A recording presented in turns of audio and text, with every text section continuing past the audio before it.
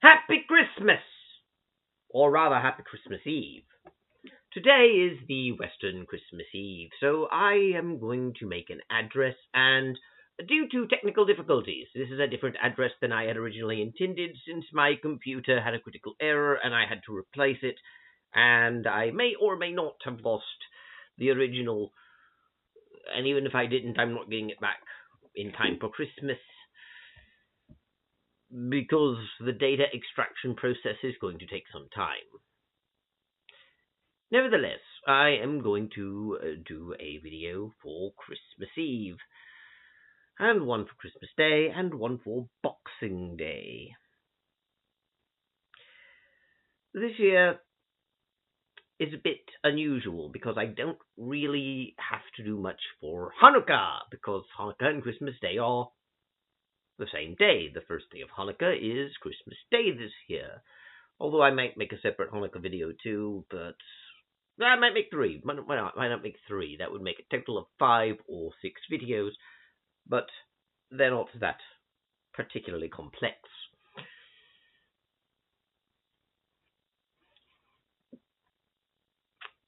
So what shall I do? What shall I be? What shall I say? What shall I say? Well, Christmas Eve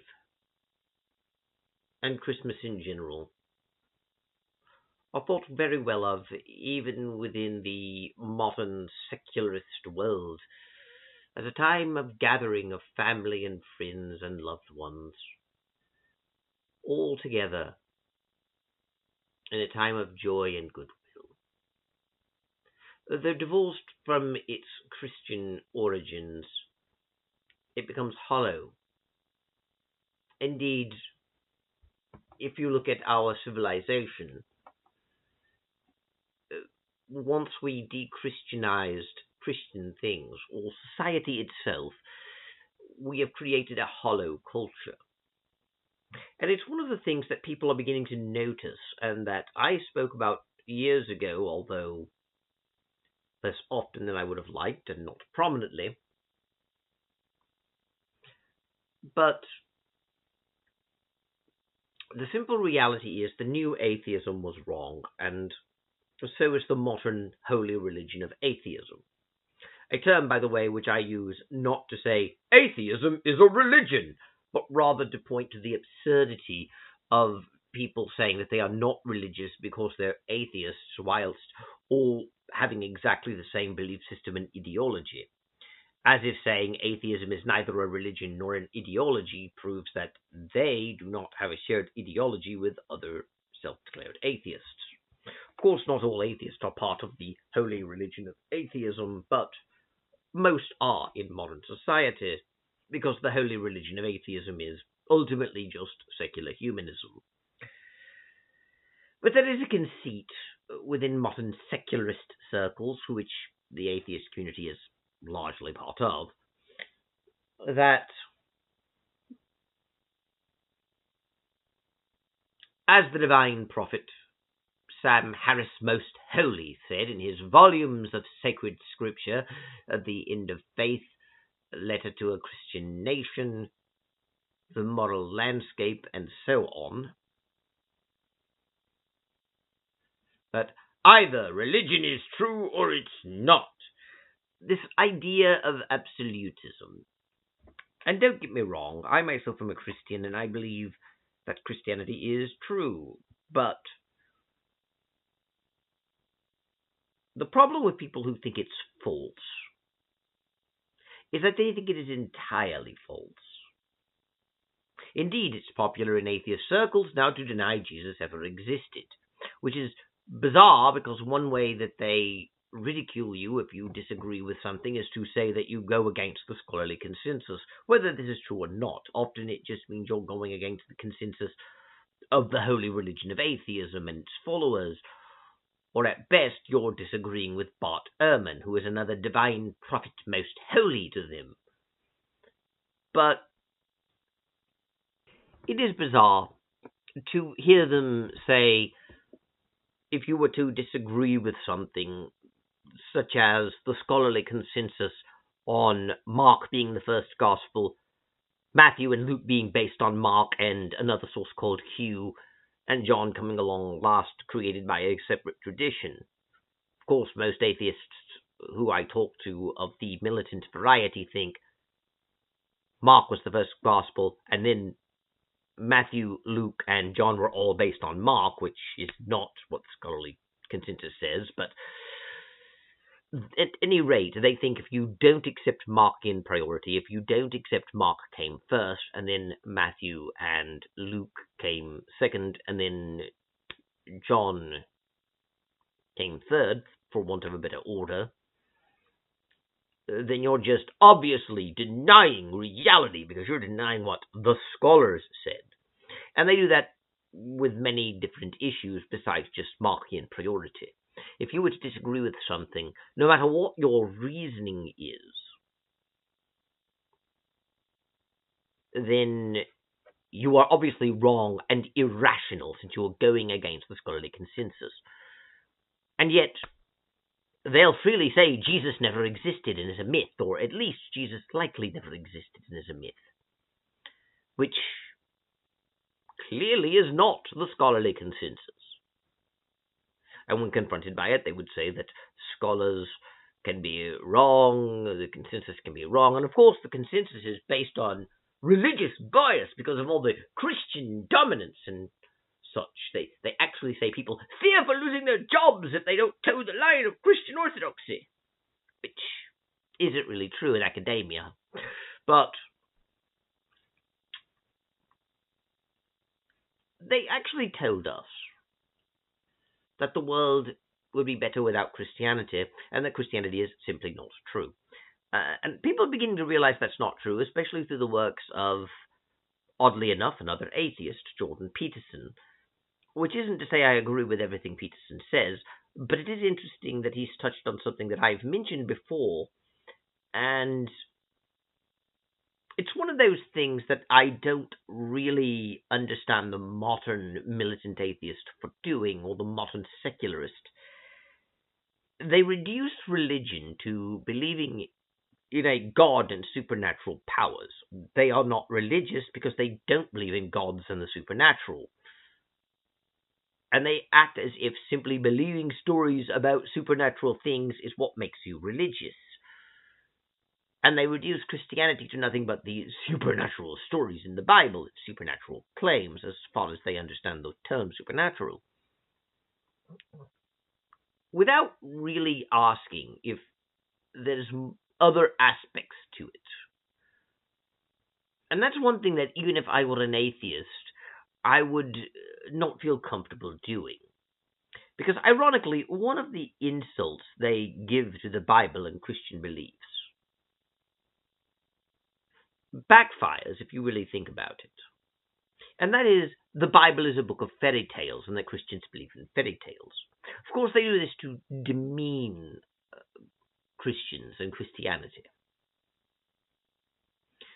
But when you really think about it, we should take fairy tales very seriously. There is deep scholarly work on fairy tales. Fairy tales are quite often based on real events, or at the very least are based on real events that occur constantly, something to be warned about, with many of them based on a specific event and others based on more broad generalities. But fairy tales, much like mythology, contains a lot about humanity, and we can get a lot out of them. They're part of our shared cultural heritage, and they teach us about ourselves and the world we live in. It doesn't really matter if there was a real Little Red Riding Hood or not. It doesn't matter because what Little Red Riding Hood means at a visceral, unconscious level, and what we can take it to mean, which I don't believe is necessarily only one thing in an absolute term. I think what Little Red Riding Hood represents is something that you can't really articulate.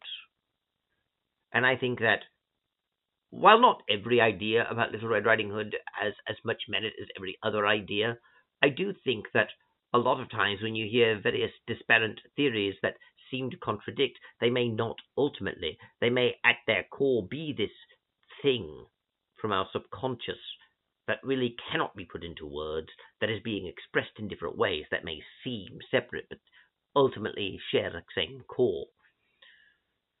And the same thing with Hansel and Gretel, or with other lesser known stories.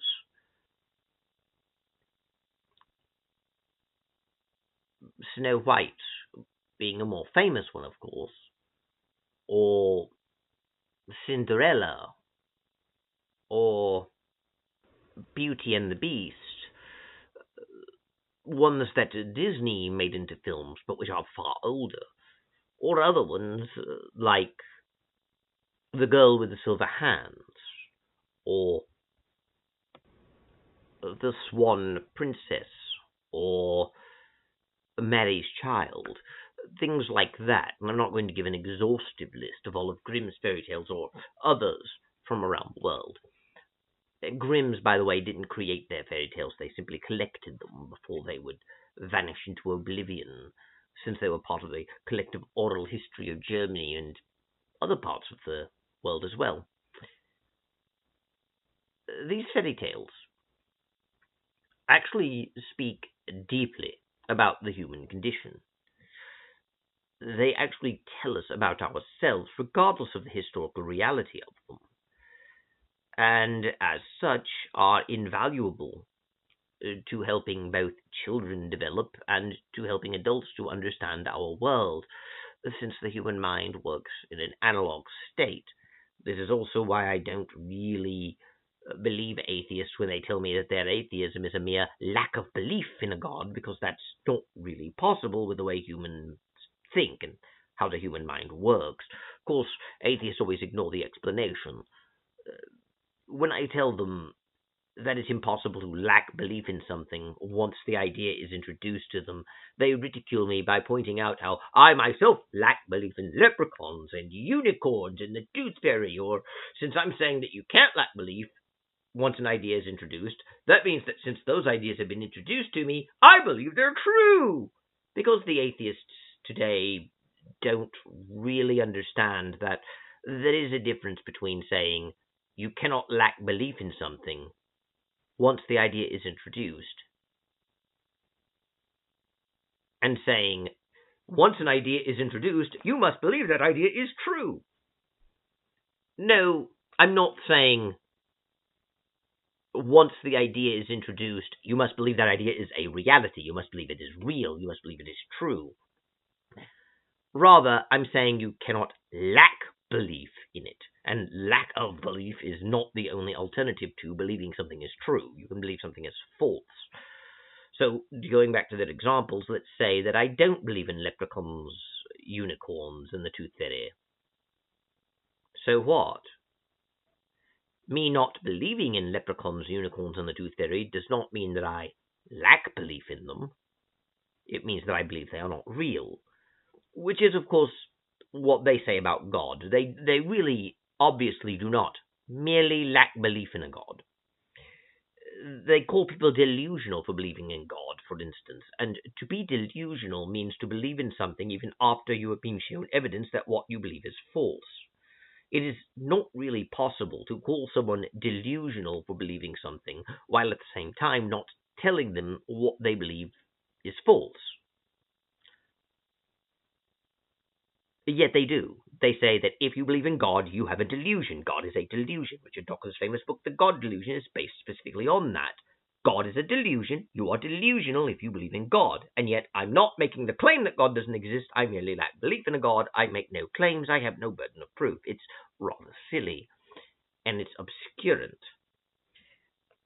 But that is exactly what's wrong with the world this Christmas Eve. As I speak to you in 2024, we live in a world where people use descriptions, definitions of words, and explanations in order to conceal reality rather than to reveal it. And who are trying to construct a world that we live in, much like a certain CEO who shall not be named, but I'm certain is on the naughty list this year for our dear Saint Nicholas, who said we have to force behaviors to make them work. Think about that for a moment. By the way, the certain CEO of Dark Rock, as I shall call it, or the Guard of the Vans, or the World Forum for Money. I can't use all these terms since I will be revealing this video on multiple platforms.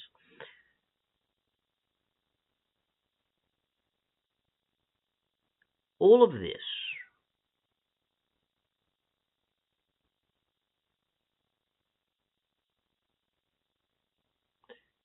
has been revealed to be heavy donors into the Hollywood system, into our television networks, into our internet providers with the exception of a handful. And to borrow from the sky that is blue, for a different reason, not because I hate the name or wish to cuss it or mock it, but because I don't wish to get in trouble with our dear host, Leon purchased the bird space and changed it to the scary letter.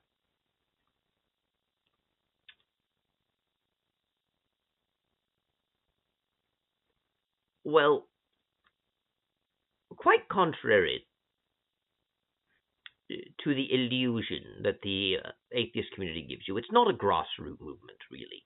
It's not a group of people who, when the new atheism came out, 4 different writers working wholly independently of each other, who were all atheists who happened to be interested in how religion affected society, wrote books, and the media did nothing but expose the deep interest society had of that. Well, I've actually had atheists tell me that, and even point to the fact that the only time we know that all 4 of the 4 horsemen got together was at one time in Hitchens' house, and they clearly had no connection to each other.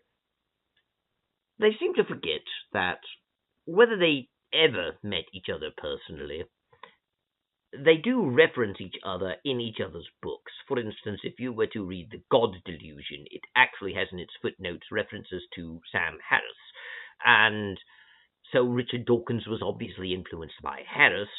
And if you were to read God is Not Great, How Religion Poisons Everything, you have Hitchens referencing Sam Harris and Richard Dawkins, and Dennett does the same. They mention each other in their footnotes, and Sam Harris goes on to mention the God Delusion and God is Not Great and other atheist works in his materials.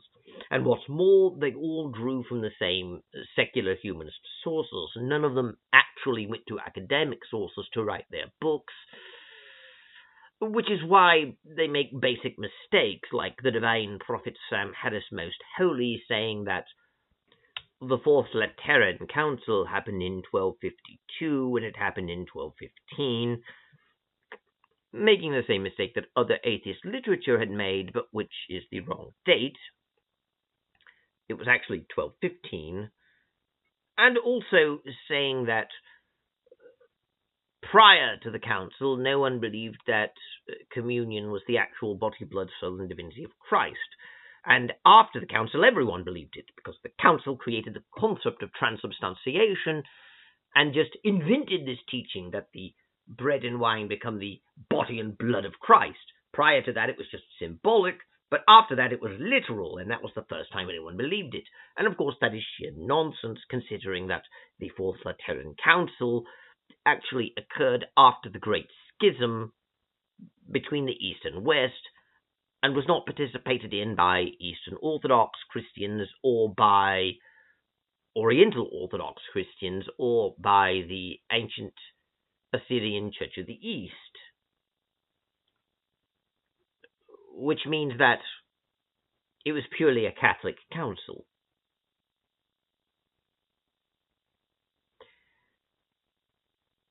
The Catholic Church should therefore stand alone in teaching transubstantiation. The Catholic Church alone or rather the Catholic Church and churches that broke off of it after the Fourth Lateran Council, should be the only ones teaching that the bread and wine become the body and blood of Christ. And yet the Eastern churches also teach this. So the question for Sam Harris becomes, why? Did they attend the council even after the schism? Did they not attend the council but abide by its decision regardless? Or did they come up to this belief independently? After all, before this council, no one believed that the bread and wine turned into the actual body and blood of Christ, whereas after it they did. And of course, Sam Harris was simply wrong. We have church fathers like St. John Chrysostom from the 600s speaking about the actual body and blood of Christ being present in the Eucharist, well before the Fourth Lateran Council. Indeed, amongst the earliest references to this fact comes from St. Ignatius of Antioch in 110 AD, where if you read his letter to the Romans, you get this. I have no taste for corruptible food, nor for the pleasures of this life. I desire the bread of God, which is the flesh of Jesus Christ, who was the seed of David, and for drink I desire his blood, which is love incorruptible. Now, you may say that that does not prove that he actually thought the bread and wine at communion became the body and blood of Christ. Perhaps he was speaking purely symbolically, which we're allowed to say if you were an atheist criticizing Christianity. But, and of course, if we have to defend the divine prophet Sam Harris most holy. But here's something he said in Letter to the Smyrnians, and he is referring to the Gnostics. They abstain from the Eucharist and from prayer, because they do not confess that the Eucharist is the flesh of our Saviour Jesus Christ, flesh which suffered for our sins, and which the Father, in his goodness, raised up again. Or from the Apology of St. Justin Martyr. The first Apology, segment 66. For not as common bread, nor common drink, do we receive these, but since Jesus Christ our Saviour was made incarnate by the word of God, and had both flesh and blood for our salvation, so too, as we have been taught, the food which has been made into the Eucharist by the Eucharistic prayer set down by him, and by the change of which our blood and flesh is nourished, is both the flesh and the blood of that incarnated Jesus. Or in Justin's dialogue with Trypho, moreover, I said before concerning the sacrifice which you at that time offered, God speaks through Malachi. It is of the sacrifice offered to him every place by us, the Gentiles, that is of the bread of the Eucharist, and likewise of the cup of the Eucharist, that he speaks at that time. And he says that we glorify his name while you profane it. Or Saint Irenaeus of Lyons, writing between 140 and 202 AD, he took from among his creation that which is bread, and gave thanks, saying, This is my body. The cup likewise, which is from among the creation to which we belong, he confessed this to be his blood. He taught the new sacrifice of the new covenant, of which Malachi, one of the 12 prophets, had signified beforehand. By these words, he makes it plain that the former people will cease to make offerings to God, but that in every place sacrifice will be offered to him. And indeed, a pure one, for the name is glorified amongst the Gentiles. But what consistency is there in these who hold that the bread over which thanks has been given is the body of their Lord, and the cup his blood? If they do not acknowledge that he is the Son of the Creator, how can they say that the flesh, which has been nourished by the blood of the Lord and by his blood, gives way to corruption, and does not partake of life? For as the bread from the earth receives the invocation of God, is no longer common bread, but the Eucharist, consisting of two elements, earthly and heavenly, against heresies.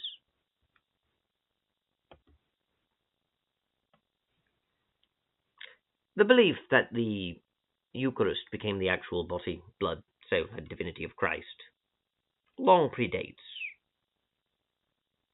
the Fourth Lateran Council. And this is why all of the apostolic churches, the ancient Assyrian Church of the East, the Oriental Orthodox, the Eastern Orthodox Church, and, of course, the Catholic Church in the West, all believe that. It is not something that was invented at the Fourth Lateran Council. It never was created there. This is an error that the divine prophet Sam Harris Most Holy, who doth speak the sacred and holy words of science, reason, and know God, and is therefore infallible, is mistaken on. But therein lies the point.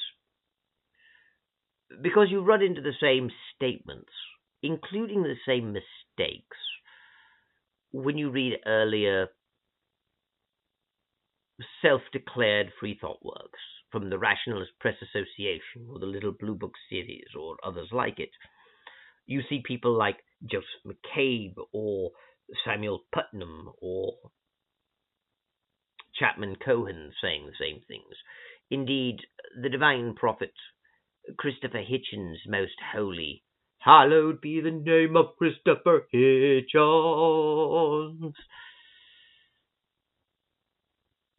clearly plagiarized Chapman Cohen, writing word for word what he said in certain segments of his book, God is Not Great, How Religion Poisons Everything, right down to the misspelling of Krishna's name. So it was obvious he was just lifting the material. That's why I don't really see them as brilliant like others do. Hitchens had bluster, but he was a plagiarist whose main skill was in using wit and insult to mask the fact that his points were vacuous or stolen from others. And the fact that he wrote book reviews made this easier to conceal, since he didn't really read the books he reviewed. He spent all of his time partying with friends and drinking, and then at the last hour taking the manuscript back, and people thought, wow, in only an hour or two he read the whole book and wrote this review, when really they hadn't read the book he reviewed either. So it's easy for him to just make something up, or more likely skim through it and give a proper gist, so long as it was in line with what people knew the book was about. But he wasn't really as brilliant as people thought. He was just a con man, and Sam Harris and Richard Dawkins and Daniel Dennett all just copied the material from websites run by atheists largely, especially Dawkins and Harris. And they never questioned what they were learning on atheist websites or from atheist books. They simply took it at face value as true, especially when they had 3 or 4 atheists saying the same thing. Obviously, atheists, being rationalists and freethinkers, checked the facts and then wrote their books, and you have different atheists saying the same thing, it must be true. And you have the same thing with modern atheists, with these 4 authors saying, wow, these 4 authors say the same thing, it must be true, because they're atheists, they have no religion controlling them, and so forth. But they're all secular humanists. Sam Harris, when he closed down his Project Reason, for instance, transferred the funds to the American Humanist Association, and Dawkins is a member of the British Humanist Association, for instance. And you see connections if you look. And the reason I'm bringing all of this up, on a Christmas Eve, of all times is because they had an impact. People say the new atheism is dead. Really, the branding is dead, but the ideas they pushed aren't. And we are suffering under a collective social delusion. That delusion is that secularism is something that existed historically, and that America's founding fathers, for instance, were secularists.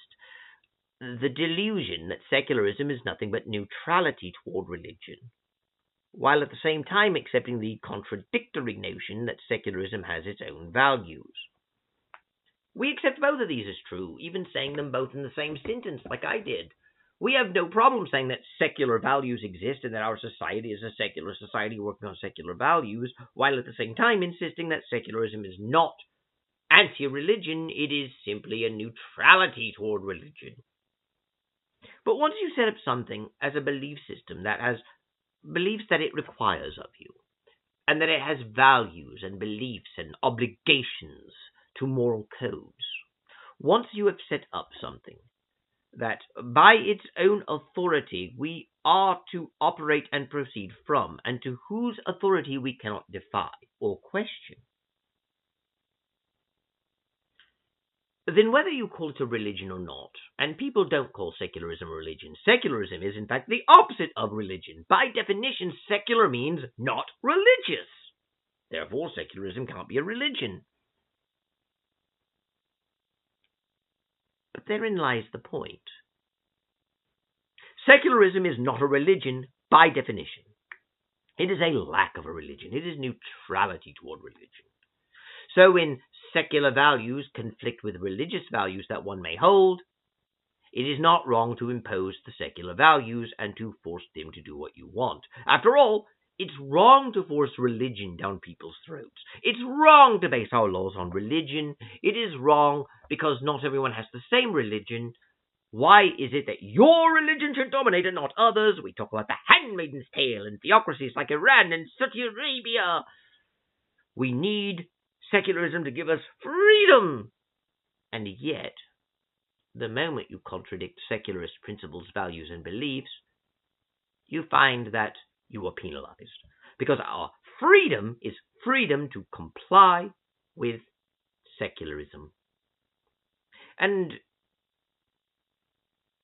the reality is, once you've set secularism up with moral codes and beliefs that we must adhere to, and grant it authority over our lives, then simply defining it as not religion and the opposite of religion doesn't really matter. In the real world, you have a belief system that is combating another belief system. In the real world, secularism is a religion. And simply defining religion as belief in and reverence of gods and supernatural powers, or believing in fairy tales about supernatural things, does not change the point I'm making. We went from a belief that it is wrong to impose our personal beliefs onto others to thinking it's wrong to impose religious beliefs on others, but perfectly acceptable to impose not religious beliefs on others. And as we see, this produces a secular tyranny. In fact, we already knew this happened because the Soviet Union existed and did exactly the same thing, and Communist China exists and does the same thing. But we have an answer to that, coming from the blessed names of the divine prophets most holy, the divine prophet Sam Harris most holy, and the divine prophet Christopher Hitchens most holy. Communism is actually not secularism. Communism is actually not atheism. Communism is actually a religion. And all of the atrocities committed in the name of communism were actually done in the name of religion. All of the atrocities were done because the governments were not rational, and they were not secular. They were religious. Communist countries are theocracies ruled by religion. But we need to protect our societies, which are secular, and real secular, real non-religion. But friends, we see the same thing happening. Normally on my holiday videos, I don't talk about such topics, but recently they have decided to ban public prayer in Quebec.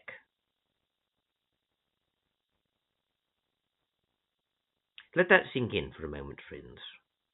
They want to ban public prayer in Quebec, saying much of the same thing you hear in atheist circles, that you can pray and worship your God and listen to people with funny hats and do your rituals at home and in your church, but must live by secular values otherwise.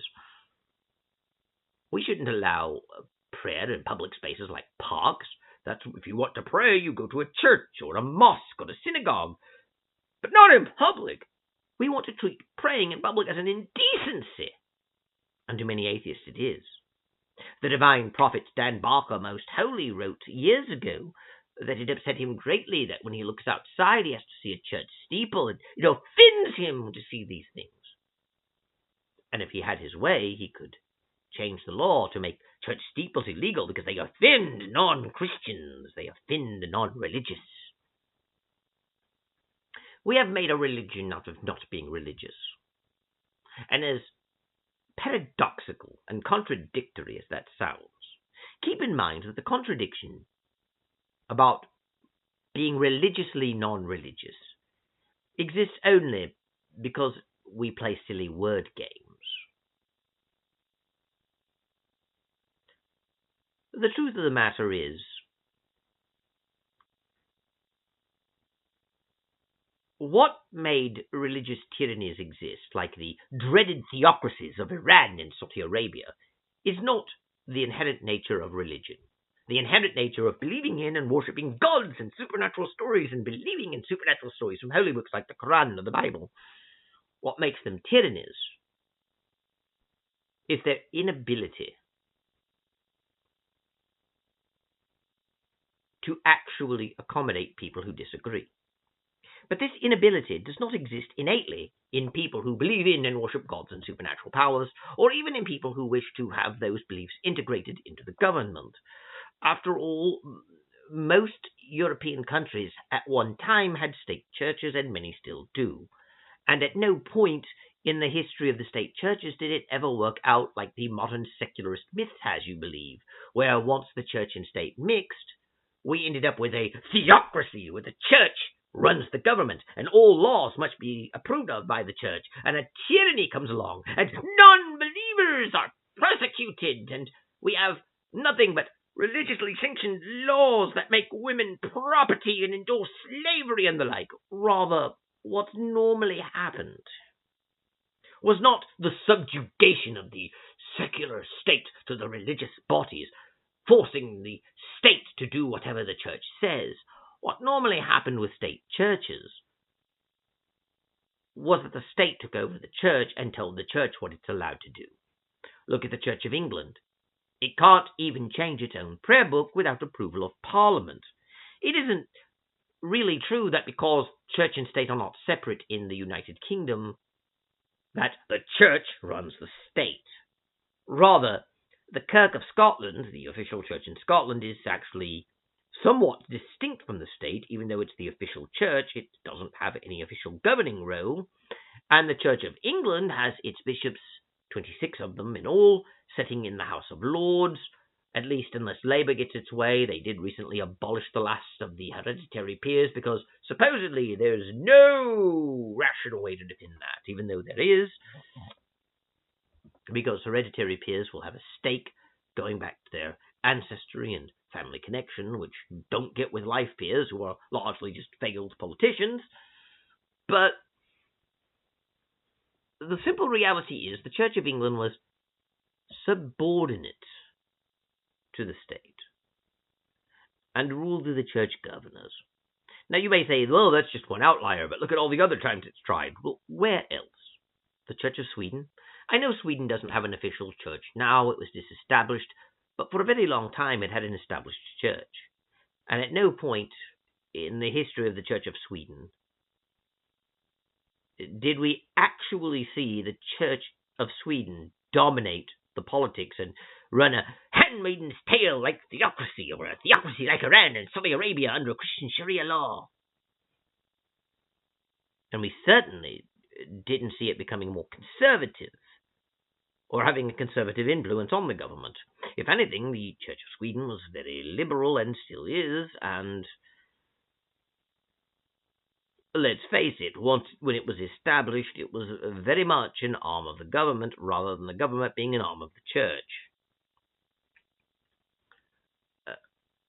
When you integrate church and state, especially when it's not a transnational church like the Catholic Church, something that can exist independently of the state, you don't really see the church taking over the government. You see the government taking over the church, which secularists never talk about.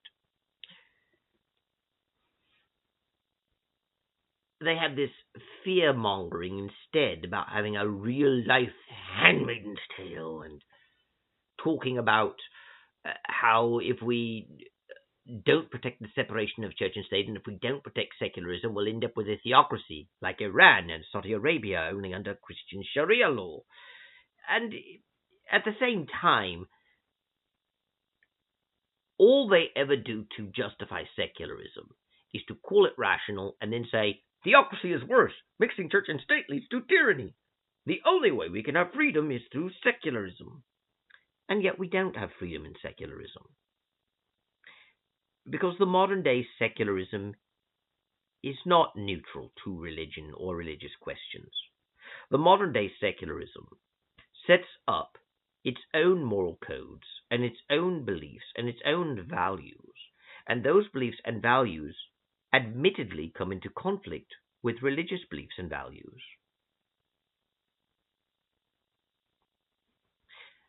And as the divine prophet Noah Yuval Harari said,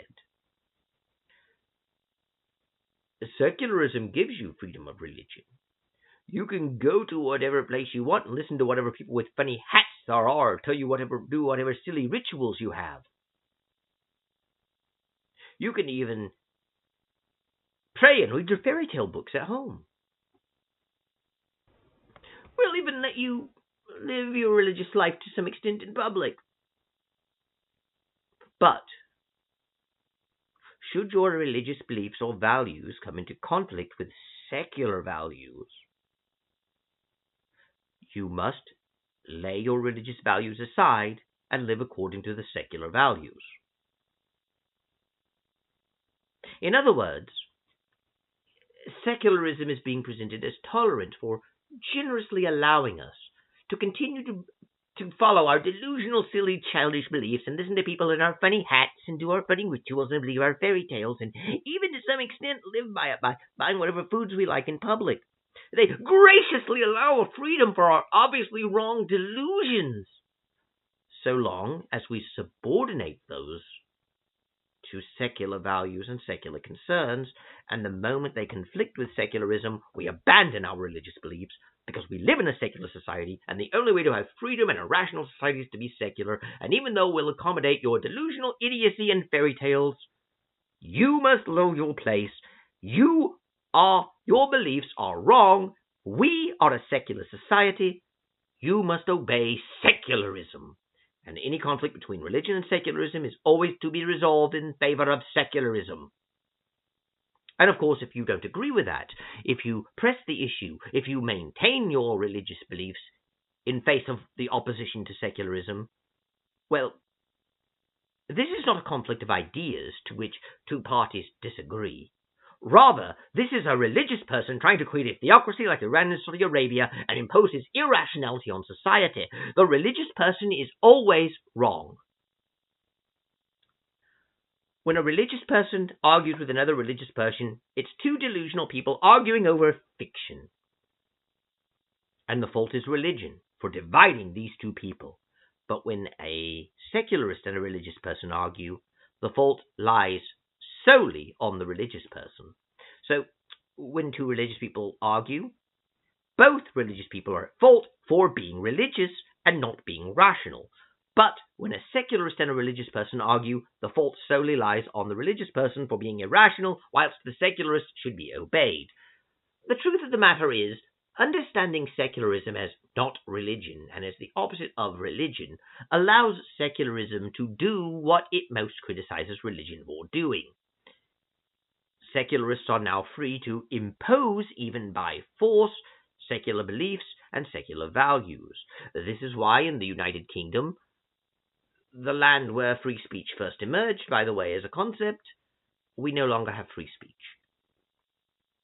This is why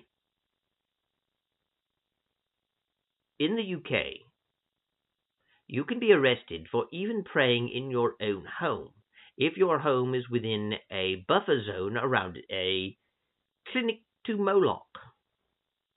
This is why I have to use in my videos here. This is why public prayer is being banned in Quebec. Secularism is not neutrality toward religion. If we have to pretend that secularists are not religious, then secularism is properly understood and defined as hostility toward religion. But let's face reality. Secularism isn't hostile toward religion. Religion doesn't exist. Religion is a category of something that exists. It is a term we use out of convenience to help us classify and organize our thoughts around a certain topic. But religion isn't really just believing in the supernatural. Religion is our beliefs about the world. And as much as we insist in our modern world that secularists are not religious, because secularists lack belief in a God, or at least don't inject anything supernatural into their beliefs, the simple reality is secularism is a godless religion. Secularism did not exist in the 18th century, even during the Enlightenment. It does owe its existence to the Enlightenment. But modern secularism was created in the 19th century by George Jacob Holyoake, who coined the term and codified the ideas. He drew from earlier ideas from the Enlightenment and from other socialist ideas at the time, socialism being more than just an economic theory and model, by the way. But secularism and humanism are both 19th century creations, quite contrary to what some like Tim Whitmarsh say. It did not go back to ancient Greece. The ancient Greeks were not secular humanists. It was rather silly that he would say so, and he obviously forces the issue by pretending people like Socrates were atheists and not religious, which is nonsense.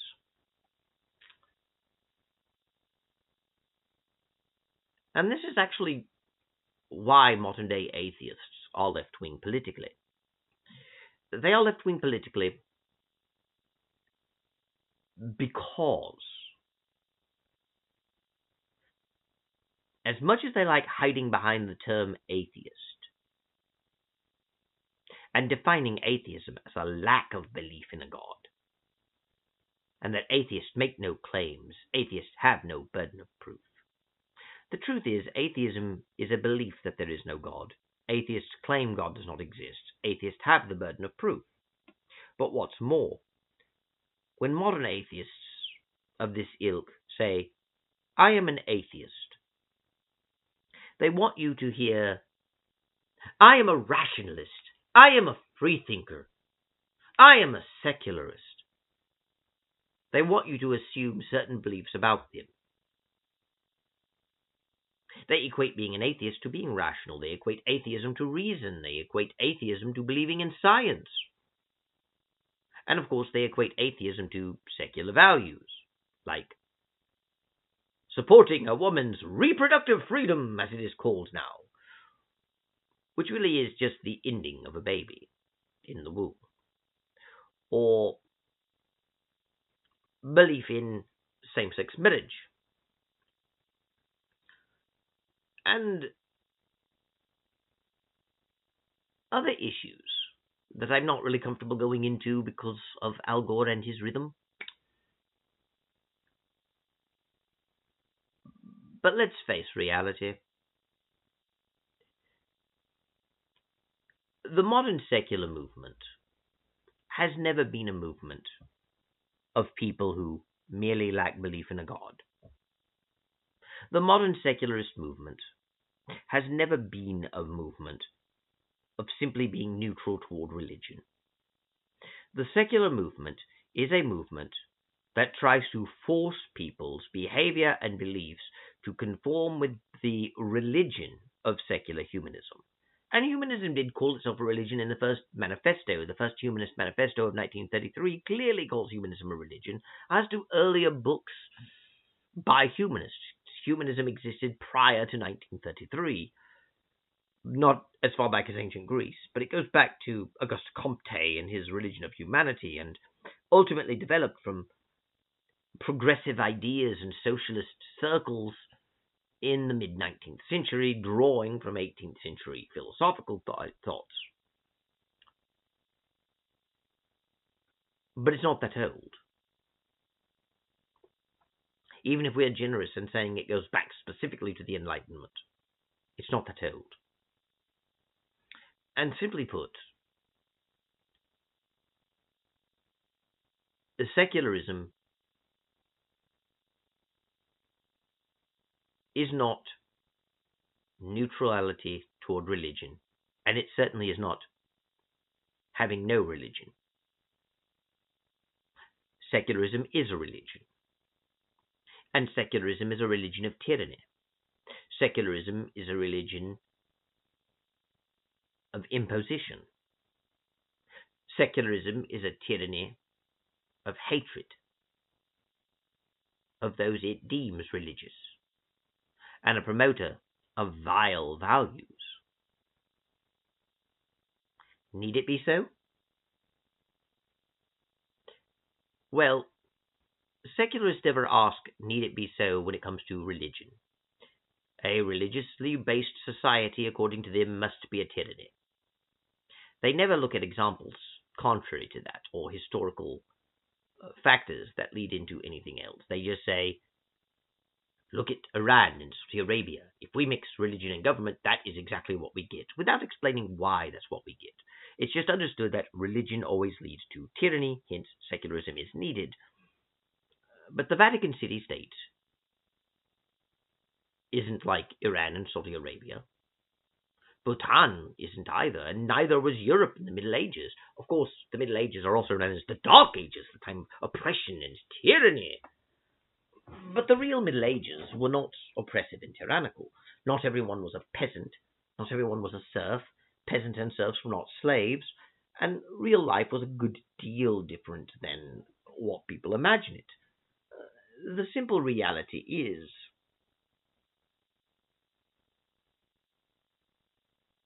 mixing religion and state does not inevitably lead to either tyranny or freedom. There are other factors at play, and just assuming religion mixed with state leads to tyranny is silly, and is one of those things that we just hold as true today that we should really question. Just as we should question our corollary, where we believe that because we should not mix religion and government, because a mixing of religion and government leads to tyranny, we must have a non-religious government, which will be free. The assumption being that secular governments are, by definition, free governments. We know that's not true. We know tyranny exists within secularism. We know that the more secular a society becomes, the more tyrannical and authoritarian and controlling its laws become. Because contrary to Timothy Marshall's idea,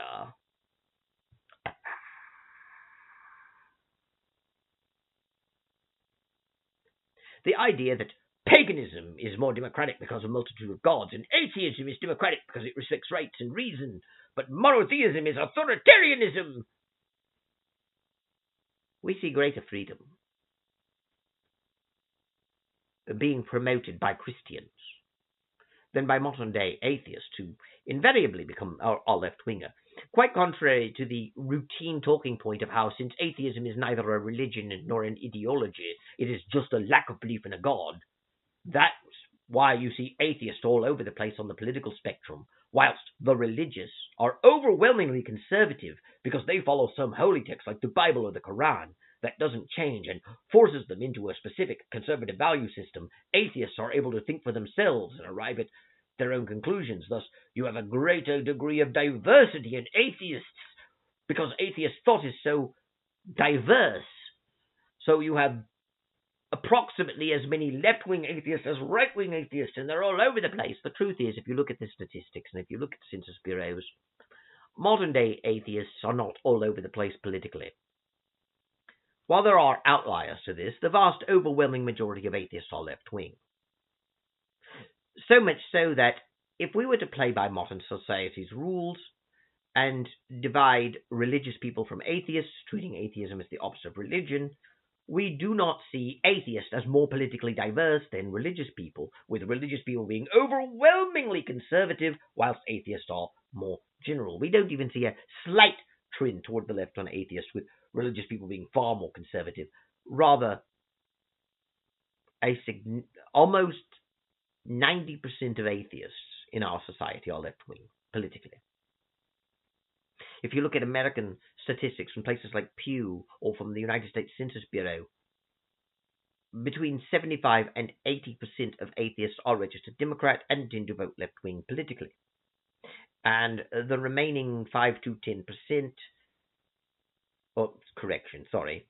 the remaining 25 to 20% that are left, of them, approximately 15 or so percent are not registered as Democrats, but they are left-wing politically. Only about 5 to 10% of the atheist population that we have today could be considered right-wing, which is a far cry from saying that they are more diverse and roughly equal. And when you look at religious people, you don't find 99.9999999% conservative. You don't find 90% conservative. When dealing with religious people in general, which we know secularists don't. When they say religious people, they mean Christians, but I'll get to that in a moment. You actually find a slight leftward bias in most of the statistics. About 55 to 60% are left-wing. Less left-wing, if you look at the data more carefully, than atheists perhaps, but left-wing, with many of them being as left-wing as the atheists, depending on what religion.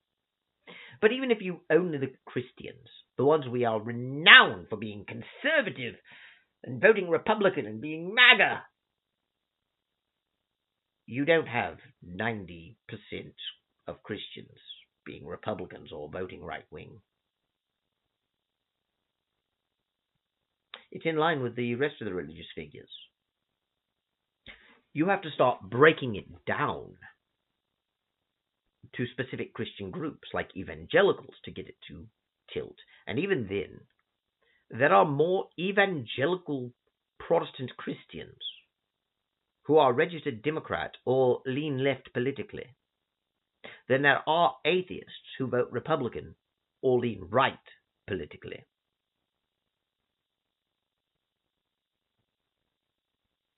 You don't have to believe me. You can look it up in Pew. You can look it up in the United States Census Department. You can look it up on a number of other sources like Rasmussen or any other group you'd like.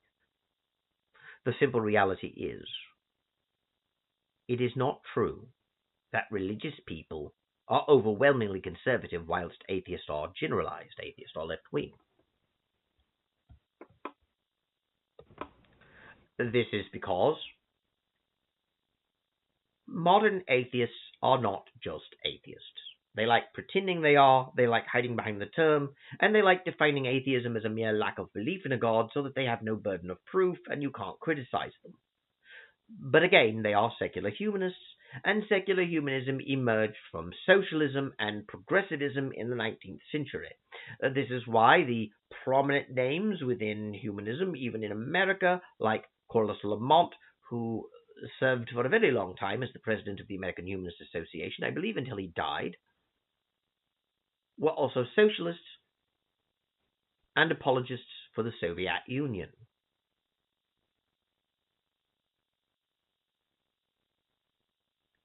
You don't have to believe me. You can look it up yourself. The simple reality is, atheism is not a lack of belief in a God. And it is not true that atheists make no claims and have no burden of proof. Atheism is a belief that there is no God. And on its own, atheism is just a belief that there is no God, but it is not the opposite of religion.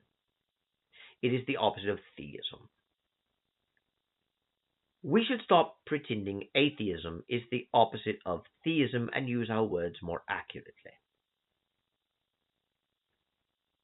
Now, sometimes I won't use words accurately. Sometimes, just in general speech, it's okay every once in a while because it would shorten sentences up or we slip. And sometimes it's okay to generalize if others are generalizing to capture the way things are being spoken of in the modern society. Let's not be absolutist about it. Sometimes you need to generalize. But when it comes to the way we think about it, we honestly need to recognize the reality that modern secularism is a religion. Modern secularism is not just atheism. Modern secularism is not just neutrality toward religion. And modern secularism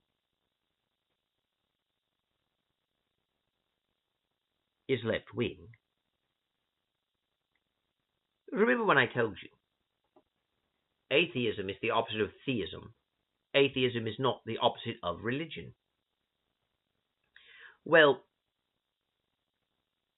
as with any single idea, since the human mind is analog and not digital, it cannot simply take in the idea of, is there a God, yes, no, decide no, and leave it at that.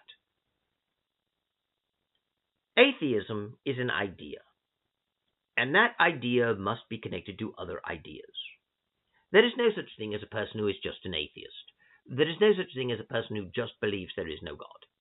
There are people who equate atheism to other things, which is why you keep hearing atheists equate atheism to reason and naming things reason, like the biggest convention of atheists being called the Reason Rally. Not the unbelief rally, not the lack of belief rally, not the atheist rally, the Reason Rally.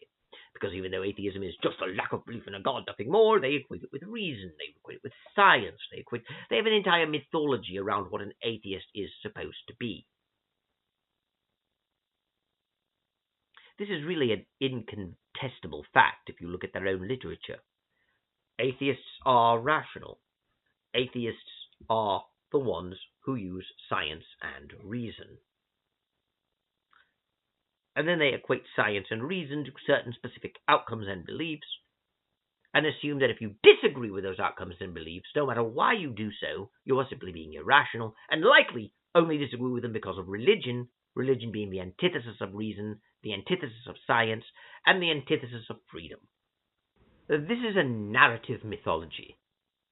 A narrative mythology that denies that it is a narrative mythology, insisting it is simply scientific truth based on facts and evidence and nothing more, being promoted as the opposite and antithesis of narrative mythology. For mythology, we are told, is false. But what they present is not false. What they present is the truth of science and reason.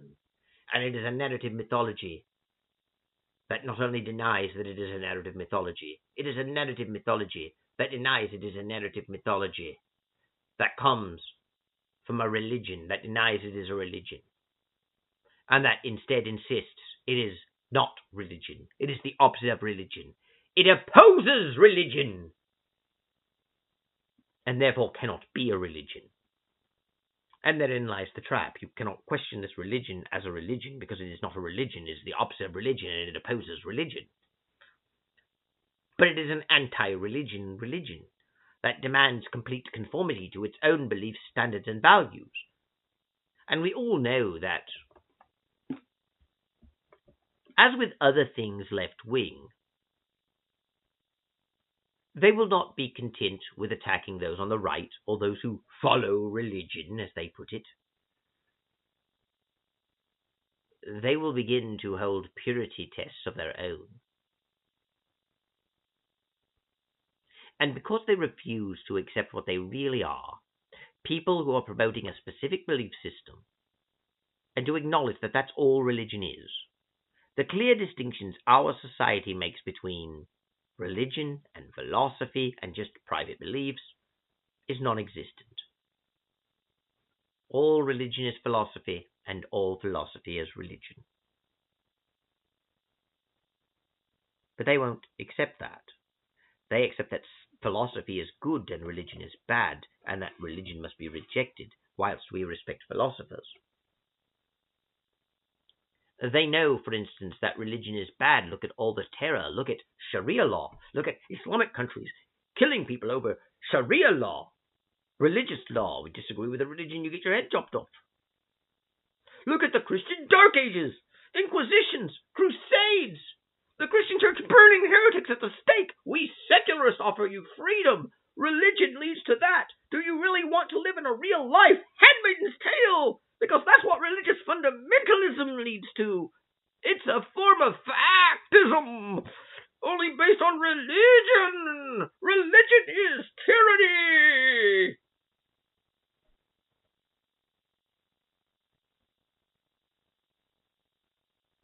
And therein lies the point. To them, religion inevitably is dogmatic and doctrinaire and absolutist. Whereas secularist is allowed to think for themselves and arrive at their own conclusions. And whereas, as pointed out by the divine prophet Christopher Hitchens, most holy, hallowed be the name of Christopher Hitchens. If two atheists disagree, no matter how entrenched they are or how deeply invested they are in their beliefs, they can talk with each other, sort out their differences, and come to some compromise or even change each other's mind using reason. But when two religious people argue, or when an atheist and a religious person argues, every discussion is of ultimate concern, for they represent the will of God, and disagreeing with them is disagreeing with the will of God. That is why religious people make every issue, no matter how trivial, an intractable one, and why religion prevents progress and causes so many conflicts and wars. Well, quite contrary to that view, there are very few religious wars in history. That's not a reality. That's just a mythology from them. And as much as they like droning on about there being 64,000 Christian denominations because they all disagree and they have church splits over disagreement, with the operating assumption being that one group, splitting off from another group, declares them heretics and hates them with a burning passion. The truth of the matter is, of course, more complex, and quite often churches do not split over theological issues, and even when they do, they don't necessarily hate the other party or wish to harm them. And of course, the secularist retort to that is, oh, of course they don't now. In our modern secular society, they couldn't burn heretics at the stake. They hate them and they want to kill them, but they just know they can't. Well, they don't know they want to do that. And the simple truth of the matter is they don't. Talk to them in real-world terms. Christians do not want to burn heretics at the stake today, and it's not just because they're not allowed to by the government or because they've been infested with secularism. We know that because secularists who value freedom of thought want to burn people at the stake, at least proverbially. And let's face reality, every left-wing government goes through a series of purges once it is in absolute power. Contrary to the modern narrative of the Jerryland Party led by Charlie Chaplin, yes, that's a because if I use the real name, my channel might get delasted. It was actually left-wing. It's called a far right-wing party, but it was a left-wing party. And I'm not just saying that because its name includes the word socialist. The policies were socialist. Just read their materials. Marxists were left-wing. And it doesn't matter that the divine prophet Sam Harris Most Holy, hallowed be the name of Sam Harris, said that they weren't particularly rational and therefore were religious. They were atheists who had the same beliefs that the divine prophet Sam Harris Most Holy has. Indeed, it is disingenuous to hear someone like Richard Dawkins say that the communists killed the name of communism, not atheism, since Lenin said communism is atheism. That means killing in the name of communism is killing in the name of atheism, whether or not Dawkins would appreciate that. But therein lies the point. What is ultimately fueling modern secularism is this fantasy that was created in the progressive era.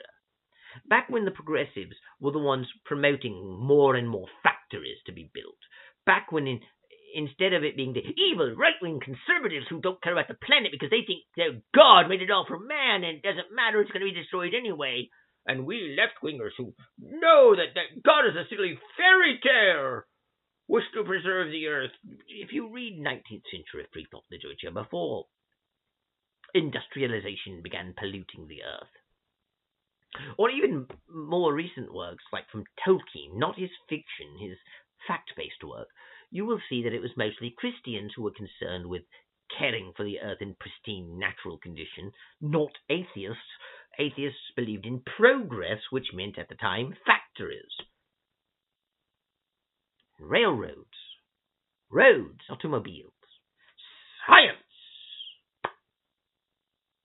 Nature was to be subdued and subordinated to man. H.G. Wells, The Shape of Things to Come, wrote about this, for instance, and you can read that book to find out a good summary of the ideas that were being promoted, and they're still being promoted. The simple reality is the left has always valued the myth that you are free to think for yourself, but the reality of only respecting people who come to the correct conclusions, with the correct conclusions being determined in advance by the philosophical system that they are using, and to fall out of line with those agreed to choices or with the beliefs of those who happen to hold power at the moment, is to not be ideologically pure enough. The left tends to be more ideologically pure, more ideologically willing to fight over ideological purity. The right is willing to accept more compromise and more diversity and understand that you're not going to agree on everything, but so long as you agree on most things, you can get along and work together. This is largely because the right is more individualistic than the left, even though we are constantly told it's the opposite of reality, and the right is authoritarian and controlling. But then again, the left operates through deceit. For example, we see an actual concentrated effort to de-Christianize society and to delegitimize Christianity in the minds of people, and then we are told it doesn't exist. And then it grows, and we are told it doesn't exist. Then it begins to become popular and prominent, and it has authors, and we are told it does not exist. It forms organizations like the National Secular Society, or the American Humanist Association, or American Atheists, and we are told it doesn't exist. And yet it does. And then when they begin winning, when they get people like in Britain, it's no longer majority Christian. Isn't it wonderful? Christianity is collapsing. And the reason it's collapsing, according to one article I read, it should be understood by the fact that the fastest growing demographics are the nones, the people who are not religious. Obviously, what is causing the collapse of Christianity is education. It is simply assumed that the secularization thesis is true, that as a society becomes more prosperous and more advanced scientifically, that it becomes less religious. That means that since we look at the data and we see that people are less religious and more non-religious and are giving up Christianity, it must be because they're better educated. It's just taken for granted that the reason we see more people who are non-religious is because they are better educated. So the collapse of Christianity can simply be explained through the secularization thesis. The problem is that that's not the real world. Britain 10 years ago was still majority Christian and now it's not. And are you going to tell me that within the last 10 years, the British people have become more educated? I suppose you could, because people point to the internet and say it's made of information available and people can just learn to think for themselves and learn critical thinking.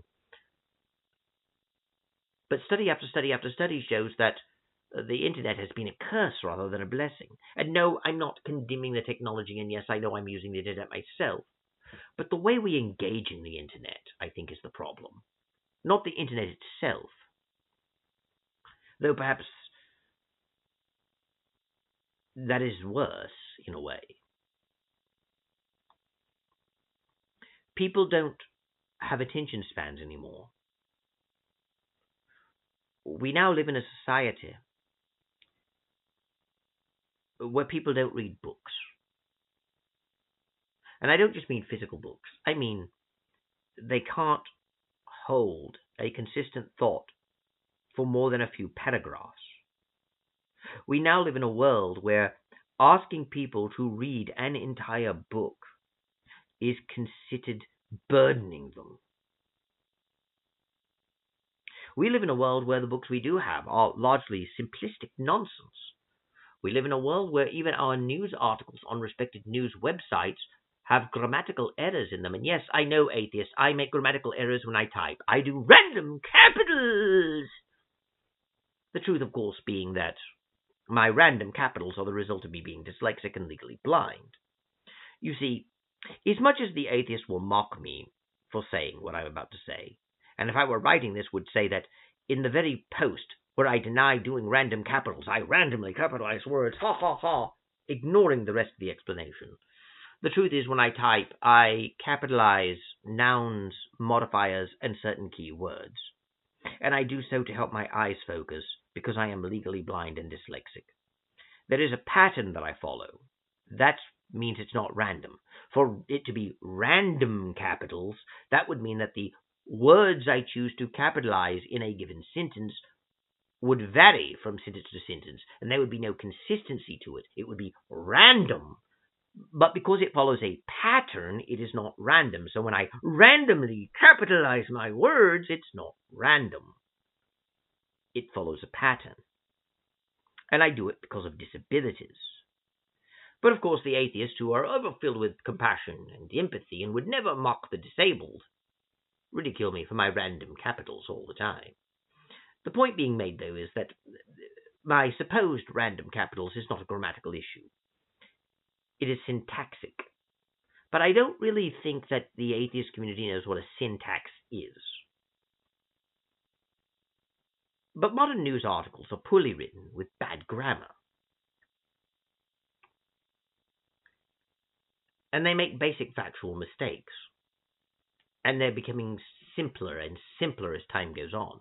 And worse, aren't even written by humans anymore. They're written by AIs, which can't really think creatively and are just basing it on, well, recent news articles and, of course, the political bias of whoever programmed the AI.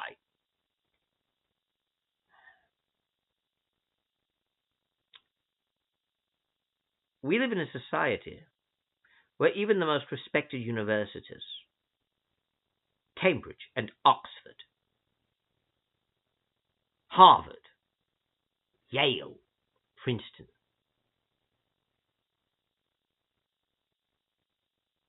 Calgary,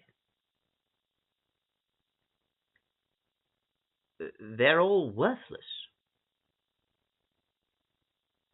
They do not teach you how to think. They tell you what to think. And they don't teach you to read books. They teach you to read articles and poems and extracts and summaries, which are all invariably written from a biased point of view that extracts from these books what they want to. People today can't understand historical information. That's why Tim Whitmarsh can have a career telling you that secular humanism goes back to ancient Greece and that the ancient Greeks were like us in the modern world, and tell us absolute nonsense, like how atheists and polytheists are both democratic, whilst monotheists are authoritarian, and actually have people look at him with a straight face. You would think, as an atheist, he would, even if he does not approve of believing in a god, would prefer them people to believe in just one god over believing in a plurality of gods. But he doesn't. He would rather you be a pagan than a monotheist, supposedly because monotheism leads to the belief that because there's only one god, there should be an authoritarian government, and it's all idiotic. Pagan societies with multiple gods did not live in free democratic societies all the time. Even the ancient Greeks and Romans to whom he lionizes were not as democratic or free as he claims they were. And Christians were never really as authoritarian as he claims they were either. But that's the point. It's obvious if you read Whitmarsh's work that he's primarily arguing from emotion, and that he wants his fantasy of pre-Christian Greece and Rome to be a bastion of reason, where atheists were accepted and where people had gods, but they didn't really take them seriously and thought them as just metaphor, and even if they did, at least they had more than one god. And look how tolerant they were, not like the evil authoritarian Christians, who of course brought on all the persecution themselves because they wanted to be martyrs. It's all rubbish. It's all silly rubbish. It's rubbish to say that Socrates was an atheist when he clearly wasn't, or that Plato contradicted himself, sometimes siding with religion and sometimes siding with reason and going against Socrates sometimes, but for him other times, but in the end siding with religion, which apparently means believing in a god. It's silly to think that various Greek philosophers, like Epicurus, were atheists when they very clearly weren't, and it is very obvious that Greek society did not treat atheists very well. But it is a myth that helps demonize Christians and to give a greater historical presence to secular humanism, to make it a clear war between reason and religion. A polemic by a respected academic that very clearly isn't true. Hector Avalos did the same thing, and he is a divine prophet most holy to the holy religion of atheism, getting basic facts wrong and distorting history to suit his own ends, saying nonsense like Martin Luther had a 7-point plan for the elves, which he didn't. He did write on the elves and their lies. And by the way, elves is a euphemism. But he never came up with a 7-point plan for the elves. And it certainly isn't true that Charlie Chaplin later took Luther's 7-point plan for the elves and then added 18 more points to them to continue the evil anti-Elvinism of Christianity. And it's all just sheer nonsense. But it's nonsense that is respected because academics say it and they're atheists. Christians who are academics, far from the mythology of them being the ones who control everything, have to basically downplay their faith and work 3 to 5 times harder just to get recognition, whereas atheists can say anything and maintain respect and even become promoted for their sheer ridiculousness. And that is because we see atheism as a mere lack of belief in a god and equate it with reason when it just isn't. And we assume it can't be biased even when it is. For example, Tim Whitmarsh is a member of the British Humanist Association, but we seem to think that can't possibly bias him.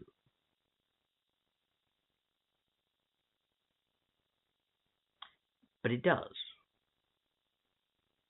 Tim Whitmarsh, Richard Dawkins, although he has recently begun changing his tune a bit, Sam Harris, Christopher Hitchens, other famous atheists, government institutions, universities, they've all attacked Christianity. The media, although it's collapsing now, for years held sway over people's minds and ridiculed Christians. Look at things like the Big Bang Theory or Young Sheldon. It just ridiculed Christians as idiots and incompetent. While some praise young Sheldon for a more nuanced view, it still shows Christians as effectively simple-minded idiots, whilst the atheists are the smart ones, and because Sheldon is a genius, he's an atheist who rejects religion at such a young age. Isn't that wonderful? And of course, it's a straw man, but it works by seeping into people's minds. The reason we see the rise of religious nons isn't because we have better education. The reason we see the rise of religious nons is because we are being told constantly that religion is this great evil. And because we are being told constantly that Christianity specifically is a great evil. That Christianity is irrational, that Christianity is intolerant, that Christianity is hateful, that Christianity others people and discriminates and promotes intolerance and hatred, and that there's no hate like Christian love.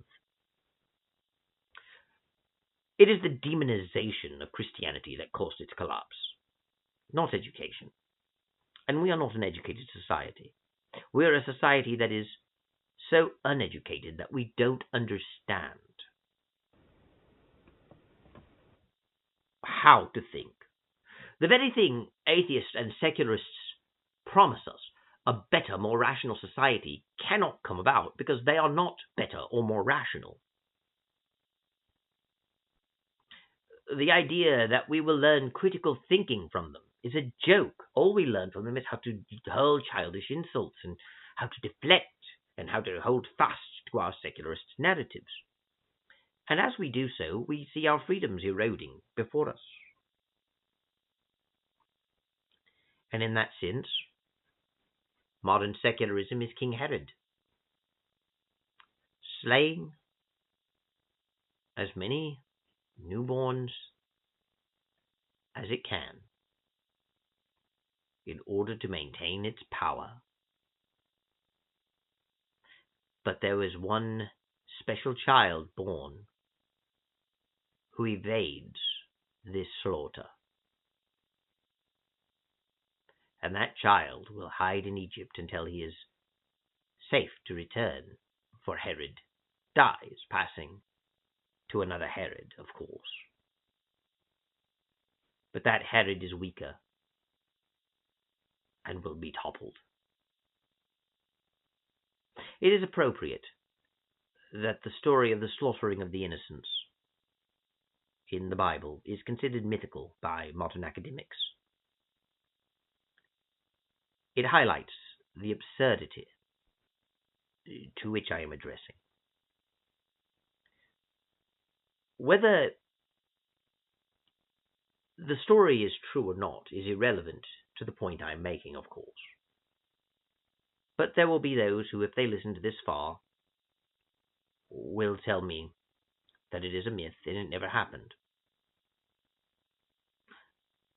They won't have evidence that it never happened. They'll just say no sources outside the Bible mention it. Therefore, it must be false because only the Bible says so, which isn't really great evidence. But even if it didn't happen in real history, we see it happening before our eyes. Herod here is not a person, but an ideology, and his son, Herod the Tetrarch, well, he's just the same old Herod. The old Herod dying, but passing it to his son, is metaphorical of new administrations coming in promoting the same ideals. And the baby Jesus, even if you are a Christ myther who insists he never existed, in this case, you will probably imagine him as religion, or at the very least Christianity. But he's something more foundational than that. He's the ideals to which religious beliefs are founded. You see, religion does not continue to persist in the human mind because it's stories of myths and fables, but because of its truths.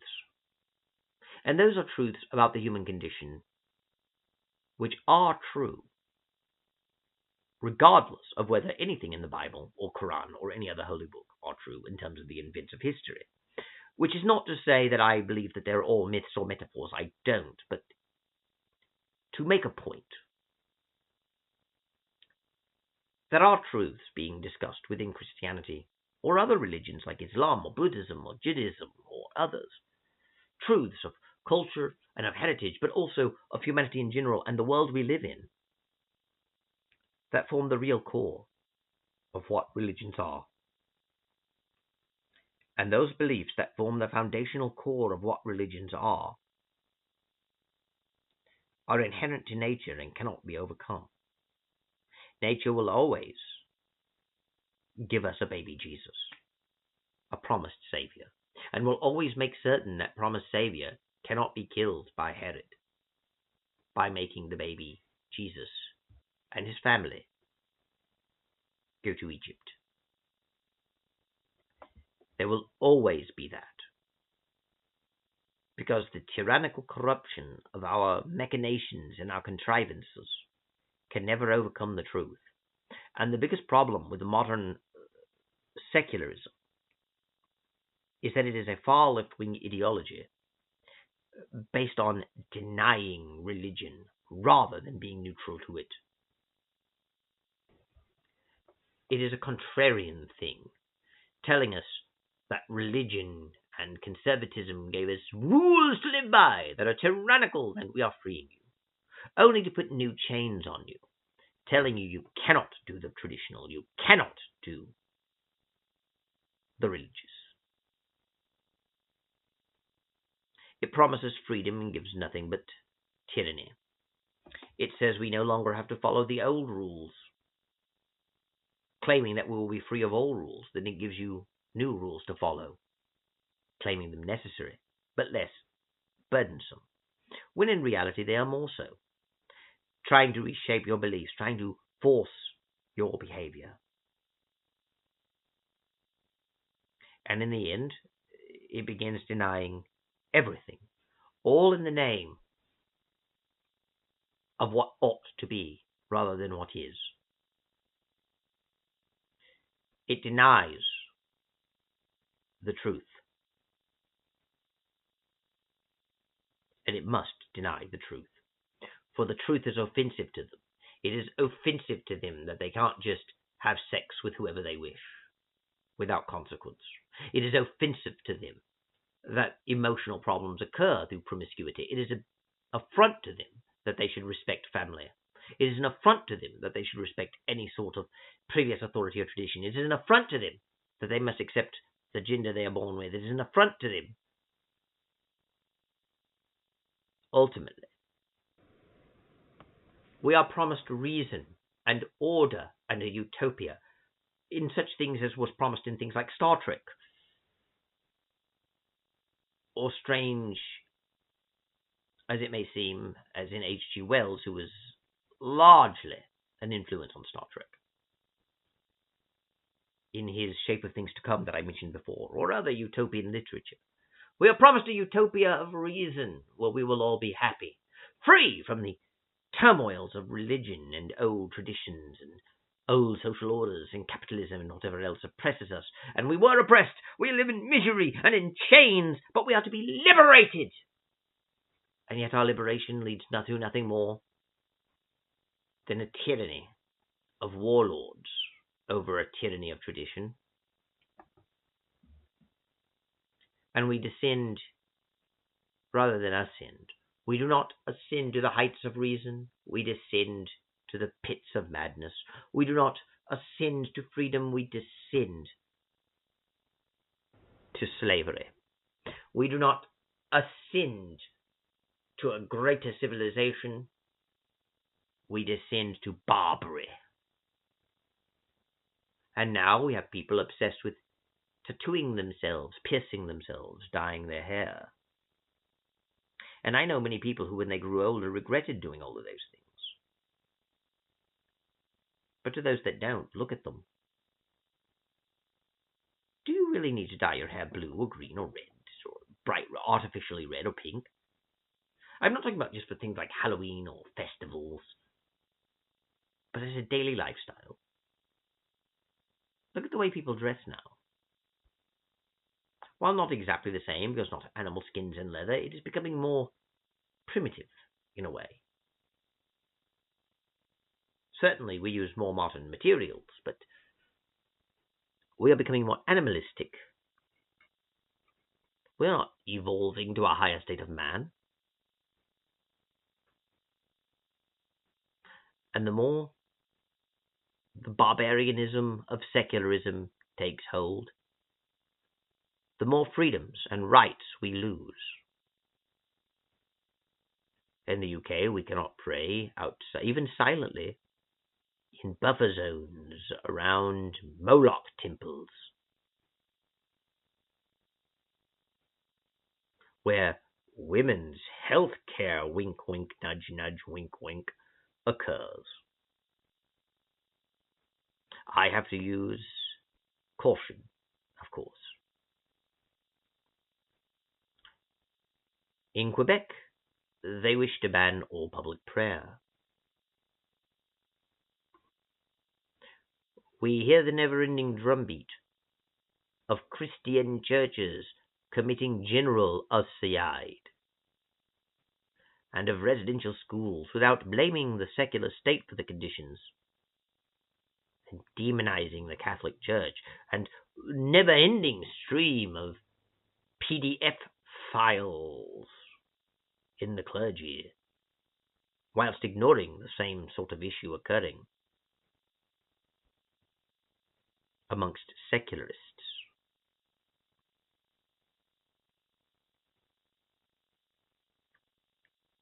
Times are, of course, changing.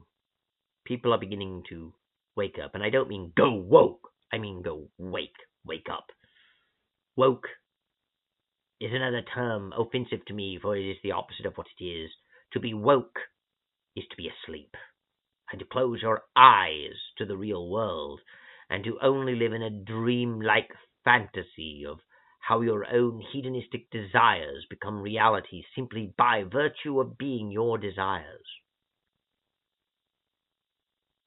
But to truly awaken is to realize that it is not so, to realize that what is not what ought to be, and to realize that our own desires are not oughts themselves, and to realize that the reason it was wrong to impose one religion onto another, or to other people, was not because religion is bad, but because it is wrong to force people to do things against their will. And it is just as wrong if you say, I'm not religious, I'm secular, to force your secular beliefs and values on people who do not share them, as it is to force religious beliefs on people. And it is just as wrong to base all of our laws on secular principles, if those secular principles are nothing more than a religion in their own right. People are beginning to see this. People are beginning to see. The age of secularism is over, or rather, it soon will be. It is ending under the weight of its own hedonism, under the weight of its own cruelties and tyrannies and contradictions. It is eroding in the face of truth. And at that, while we are still in a dark world, and will be for a while, know that Christmas morning comes, and the light of the world enters the world, and the darkness will begin to dispel by that light. For as the Gospel of John did say, the light came into the world, and darkness comprehended it not. And those of the darkness fled back into the darkness.